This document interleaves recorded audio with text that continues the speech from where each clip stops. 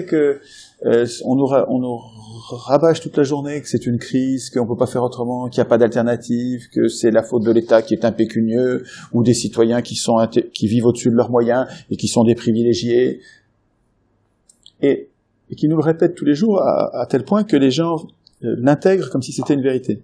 Or, l'état d'endettement de la puissance publique est pas du tout une fatalité, c'est une construction politique qui sert à servir les gens. Pour endetter un État, il faut je prends l'image de deux pinces, il faut deux actions, deux trahisons.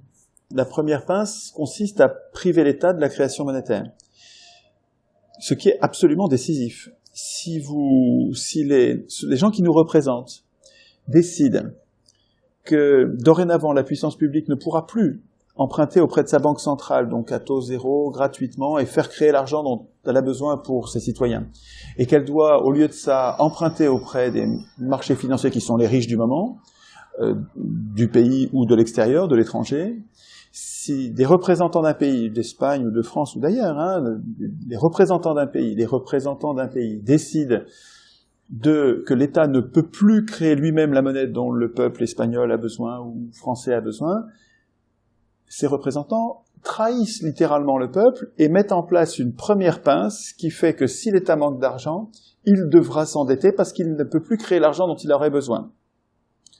Mais cette pince-là ne suffit pas à pincer l'État parce que, donc pour pincer, il faut une paire de pinces, parce que si l'État qui perçoit des impôts et gère ses dépenses, décide de ce qu'il va dépenser. Si l'État dépense exactement les impôts, sans dépenser plus, il n'a pas besoin d'argent supplémentaire. Donc, il n'a pas besoin de créer de la monnaie, puisqu'il se sert des impôts, il n'a pas besoin d'argent. Donc, pour que le piège se referme, il faut arriver à endetter l'État, il faut arriver à ce qu'il ait besoin d'argent. Et donc, il faut que les mêmes représentants, les mêmes ou leurs successeurs, les mêmes qui avaient décidé de priver l'État de la création monétaire, décident de voter des budgets en déséquilibre. Nous, ça a commencé en 73, probablement pas à cause de la loi 73, mais il se trouve que c'est à la même époque, à partir de 73 en France, mais c'est comme ça un peu partout, en Europe, je crois. Les parlementaires, c'est parce que c'est les parlementaires qui votent des budgets en déséquilibre, ont voté des lois de finances dans lesquelles l'État dépense un peu plus que ce qu'il gagne, commence à emprunter de l'argent. Donc c'est Giscard d'Estaing qui a lancé, tout de suite après 73, il a lancé un grand emprunt. Et ce grand emprunt, il fait que l'État a besoin d'argent. Mais on vient de dire qu'il n'avait plus de la création monétaire. Donc s'il a besoin d'argent, il faut qu'il emprunte auprès de ceux qui ont de l'argent. C'est les marchés, on appelle ça les marchés financiers, comme si c'était un dieu cruel.